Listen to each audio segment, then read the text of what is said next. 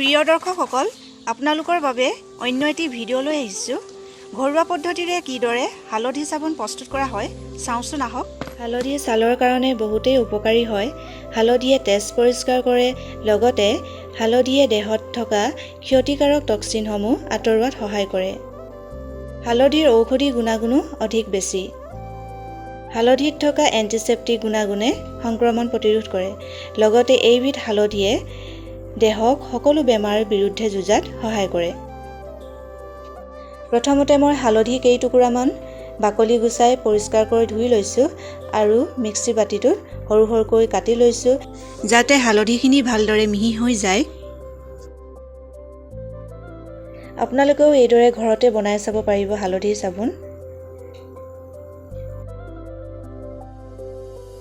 গোটেইখিনি হালধি কাটি হোৱাৰ পাছত মই অলপ পানী ব্যৱহাৰ কৰিম বৰ বেছি নহয় আধা কাপ জোখৰ দিলেই হ'ব এতিয়া মই হালধিৰ পেষ্টটো বনাই লম এয়া মোৰ হৈ গ'ল কালাৰটো খুব ধুনীয়া আহিছে একেবাৰে নেচাৰেল কালাৰ হয় হালধিখিনি ভালদৰে উলিয়াই লোৱাৰ পাছতেই মই কেইটামান উপাদান ব্যৱহাৰ কৰিম আগৰ নিমপাতত দিয়াৰ দৰে প্ৰথমতে মই গ্লিচাৰিন 1 চামুচ দিছোঁ লগতে ভিটামিন ই কেপচুল দুটা ব্যৱহাৰ কৰিছোঁ ভিটামিন ই কেপচুল নাথাকিলে তাৰ হলনি নাৰিকল তেল বা অলিভ অইল তেল ব্যৱহাৰ কৰিব পাৰি একেবাৰে শেষত মই টি ট্ৰী এসেন্সিয়েল অইল দুটোপাল দি দিছোঁ যাতে সুগন্ধি চাবোনডোখৰ পৰা ওলায় এতিয়া মই হালধিৰ মিশ্ৰণখিনি ভালদৰে মিহলি কৰি ল'ম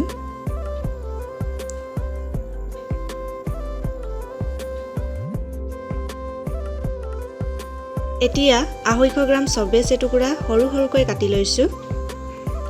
চাবোন বনাওঁতে সদায় আমি ডাবল বইল প্ৰসেস কৰিব লাগিব সসপেনটো গৰম হোৱাৰ অলপ সময় পাছতেই চবেজখিনি দি দিম আৰু গেছৰ ফ্লেমটো একেবাৰে লোত ৰাখিব লাগিব এতিয়া মই চবেজখিনি চামুচ এখনৰ সহায়ত অলপ সময়মান একেৰাহে লৰাই থাকিম যাতে চবেজখিনি সোনকালে গলি যায়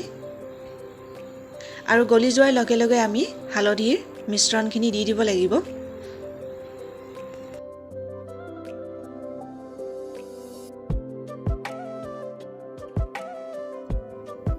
এতিয়া মই হালধিৰ মিশ্ৰণখিনি দি দিম আৰু চামুচৰ সহায়ত ভালদৰে লৰাই থাকিব লাগিব যাতে চবেজ আৰু হালধিৰ মিশ্ৰণখিনি ভালদৰে মিহলি হৈ যায় অলপ সময় একেৰাহে লৰাই থাকিব লাগিব এয়া হৈছেগৈ আৰু ফেনখিনি মই চামুচৰ সহায়ত আঁতৰাই ৰাখিছোঁ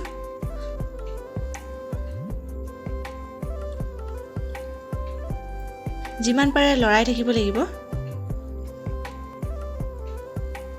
এয়া মোৰ হৈ গ'ল এতিয়া সিলিকন ট্ৰেখনত চবেজখিনি অলপ অলপকৈ ঢালি দিম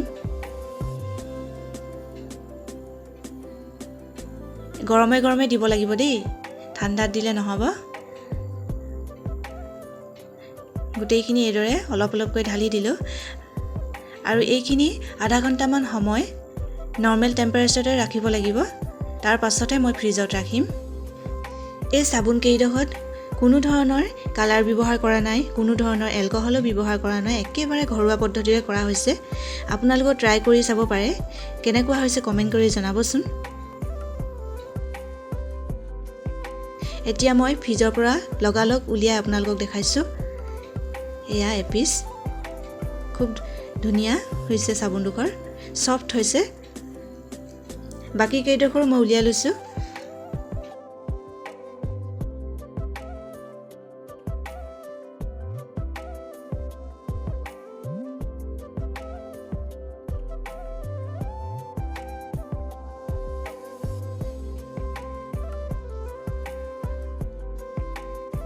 এয়া মোৰ হালধি চাবোন ৰেডি হৈ গ'ল খুব মিহি হৈছে চাবোন কেইডোখৰ এই চাবোন কেইডোখৰ মুখতো ব্যৱহাৰ কৰিব পাৰি মই নিজেই ব্যৱহাৰ কৰিছোঁ ৰিজাল্টটো ভাল পাইছোঁ আপোনালোকে কৰি চাব পাৰে ভিডিঅ'টো কেনে পালে জনাবচোন আপোনালোকে